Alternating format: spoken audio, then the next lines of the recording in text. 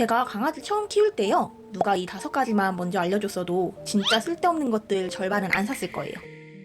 그래서 오늘은 정답부터 바로 알려드립니다. 초보 견주라면 무조건 삶의 질이 올라가는 템 5가지. 그것은 바로 첫 번째, 시간 비용 세트로 절약 가능한 강아지 바리깡. 두 번째, 치석건 말고 이것, 초음파 치석 제거기. 세 번째, 관절약 대신 이것, 강아지 관절 보호 하네스. 네 번째, 장수 시대의 최소 영양분, 브로콜리랑 영양제 조합. 다섯 번째, 지린내, 발씻김, 청소를 한 번에, 배수연, 강아지 화장실. 이렇게 5가지예요. 오늘 영상에서는 왜 이 5가지가 초보 견주에게 먼저 필요한지, 실사용 후기, 선택할 때 꼭 봐야 하는 기준, 그리고 제가 실패했던 이유까지 정말 꿀만 쏙 빼서 드릴게요. 그럼 첫 번째부터 바로 가볼게요. 첫 번째는 강아지 바리깡인데요. 강아지 키우다 보면 생각보다 위생 미용이 자주 필요해요. 위생 미용이란 생식기나 발처럼 쉽게 더럽혀질 수 있는 부위의 털을 깎는 걸 이야기해요. 항문이나 생식기 주변에 털이 많이 있게 되면 그 주변의 털들에 용변이나 오줌이 묻게 되는데요. 그리고 발바닥과 주변도 쉽게 흙먼지로 더러워지는데 이게 씻거나 해도 털이 길어서 매번 깨끗하게 씻기 어렵습니다. 그럼 병균이 온 집안에 다 돌아다닌다는 이야기니까 깎아주는 게 좋아요. 그런데 이게 생각보다 굉장히 빨리 털이 자라거든요. 2-3개월에 한 번씩 위생미용 때문에 미용실 가는 것도 돈 낭비이기도 하고 차로 왔다 갔다 하다 보면 하루가 그 사이 다가 있어요. 그런데 이것 하나면 30분 컷으로 가능해요. 이것이 뭐냐고요? 바로 바리깡입니다. 바리깡으로 중요 부위 위주로 깎아주시면 되는데요. 화장실에서 털이 많이 날리니까 최소한의 옷만 입고 깎아주시고 바로 샤워시키면 됩니다. 처음에는 1시간 정도 걸렸는데 몇 번만 익숙해지면 30분 내로도 충분하더라고요. 그런데 이 바리깡 고르는 것도 정말 일이더라고요. 펫 바리깡을 검색해서 처음에 사서 써봤더니 제가 한 3번 썼나? 그러니까 바로 모터가 안 돌아가는 거예요. 그래서 펫 전용과 일반 바리깡 차이를 보니까 내부 구조가 똑같더라고요. 저는 실제 미용사가 쓰는 걸 사자, 샵에 직접 가가지고 제품을 몇 개 추천받아서 내돈내산으로 구매해서 쓰고 있어요. 내구성이 좋은 바리깡을 샀다면 이제 정말 꿀팁인데요. 미용이 끝나면 반드시 나를 분리해서 안쪽 털까지 싹 털어내고 기계용 오일을 한두 방울 떨어뜨려서 부드럽게 유지해주고 끼 없는 곳에 보관하면 이 3가지만 한다면 바리깡 수명이 최소 몇 년은 갑니다. 저희는 3년째 같은 기계로 발바닥, 항문, 눈 주변 위생을 다 해결하고 있어요. 바리깡 하나 제대로 갖춰놓으면 미용비 전략은 덤이고 우리 아이 위생 상태를 내가 보고 바로바로 관리할 수 있다는 게 제일 장점이니까 너무 어렵게만 생각하지 말고 도전해보세요.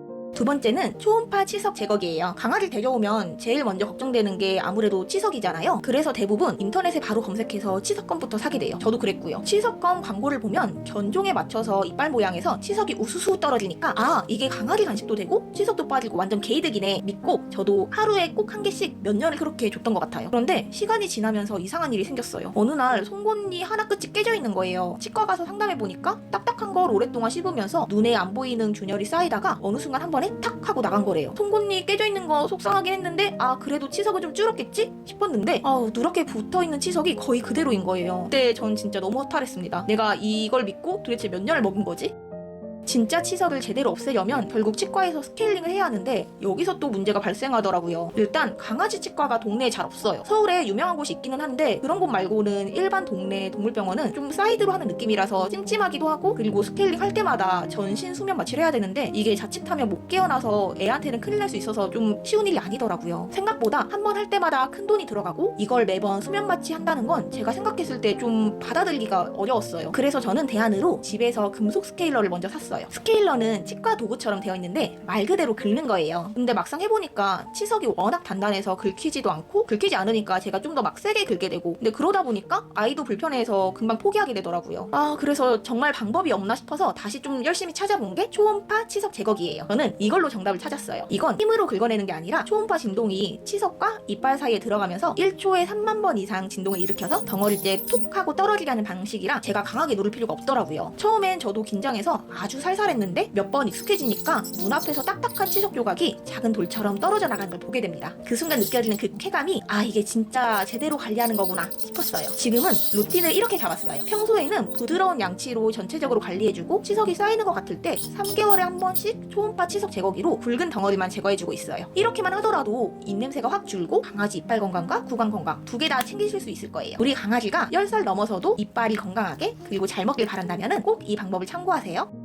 세 번째는 강아지 관절 보호 하네스예요. 소형견 보호자라면 슬개골 탈구라는 말 한 번쯤은 들어보셨을 텐데요. 저도 병원 갈 때마다 듣는 말이 정말 똑같았어요. 슬개골 탈구 1기, 2기 정도니까 체중 조절 잘 하시고 미끄러운 바닥만 조심하세요. 그래서 집에 미끄럼 방지 매트도 깔고 발톱도 꼬박꼬박 자르고 발바닥 털도 너무 길지 않게 잘 관리했어요. 그런데 정작 문제는 바깥에서 산책하던 중에 터졌습니다. 럭키가 밖에서 엄청 신나가지고 뛰다가 갑자기 멈추고 방향을 이리저리 쿡쿡 바꾸고 제가 리드줄을 순간적으로 팍 잡아당길 때 그때 관절에 무리가 가더라고요. 산책한 당일은 괜찮아 보여도 다음날 보면 다리를 살짝 달달 떠는 모습이 계속 반복되는 거예요. 저는 집안에선 이렇게 조심시키는데 도대체 어디서 관절이 상하는 거지? 고민했어요. 그러다 어느 날 제가 산책하는 영상을 좀 다시 보다가 알게 됐어요. 제가 쓰던 하네스는 고리가 등에만 달려있어서 앞, 옆, 뒤에서 힘이 들어오면 몸이 한쪽으로 비틀리면서 회전하는 힘이 계속 들어가더라고요. 그래서 제가 찾기 시작한 게 관절 보호 하네스예요. 핵심은 되게 단순한데요. 어디에서 당겨도 힘이 몸의 무게 중심 근처에서 분산되면서 회전력이 최소화되는지, 하네스에 당겨지는 고리 위치가 몸통 주변에 있는 제품을 고르는 게 핵심입니다. 몸통 중심에서 너무 벗어난 하네스는 오히려 뒷다리에 무리가 갈 수 있으니까 어떤 관절 보호 하네스를 구매해야 할지에 대한 자세한 영상은 위쪽 카드 영상을 참고해주세요.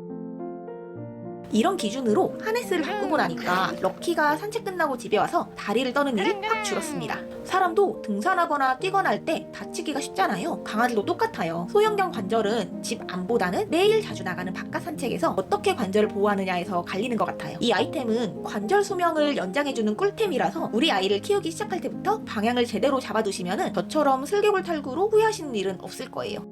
네 번째는 브로콜리랑 영양제 조합이에요. 요즘 소형견들은 환경이 좋아져서 15살 그리고 20살까지도 정말 많이 살잖아요. 그런데 그만큼 노년기에 암 이야기도 정말 많이 듣게 되는 것 같아요. 유튜브에 조금만 찾아보시면 강아지가 눈도 멀고 암도 걸리고 해서 제대로 걷지도 주인을 인식하지도 못하는 상태가 되는데요. 그러다 보니까 저도 우리 럭키가 그냥 오래만 사는 게 아니라 조금이라도 더 건강하게 오래 살 수 없을까? 이 생각이 계속 머리에 맴돌더라고요. 암이 발생하지 않기 위해서는 염증을 가라앉히는 것을 먹어야 해요. 이게 가장 풍부한 채소가 바로 브로콜리, 파슬리, 샐러리 이 삼총사인데요. 특히 브로콜리는 현대 질환, 암과 관련해서 연구가 굉장히 많이 되어 있는 슈퍼푸드입니다. 그래서 저는 브로콜리를 살짝 데친 다음에 작은 한 덩이만 가위로 잘라가지고 사료 위에 토핑처럼 올려주기 시작했어요. 너무 많이 먹이면은 위장에 무리가 가니까 적당량만 급여하는 걸 추천드려요. 그리고 나이가 들수록 또 하나의 문제가 더 생기는데요. 바로 소화랑 흡수력 능력 저하예요. 좋은 걸 넣어줘도 몸에 흡수가 안 되고 그대로 배출되면 의미가 없잖아요. 그래서 제가 선택한 게 강아지 영양제랑 유산균이 함께 들어있는 제품이에요. 저는 이 제품을 이미 수년 동안 사료랑 함께 주고 있었는데요. 3, 4개월 후에 눈에 띄게 건강이 좋아진 걸 느낄 수 있었어요. 정리해보면 브로콜리로 항암과 항산화 재료를 넣어주고 영양제와 유산균으로 그걸 받아먹을 수 있는 장 환경과 기초 영양을 깔아주는 조합이라고 할 수 있습니다. 지금은 루틴을 이렇게 잡아봤는데요. 아침 저녁으로 브로콜리 한 덩이, 영양제랑 유산균, 그리고 오메가3 한 알 이렇게 세 가지를 함께 급여합니다. 이렇게만 주더라도 유난스럽지 않게 하지만 꾸준하게 암 관리 루틴을 가져갈 수 있어요. 적어도 보호자로서 내가 할 수 있는 건 정말 최선을 다해 해주고 있다라는 느낌이 들고 우리 아이 컨디션도 이전보다 훨씬 안정적인 걸 느끼고 있으니 참고해주세요.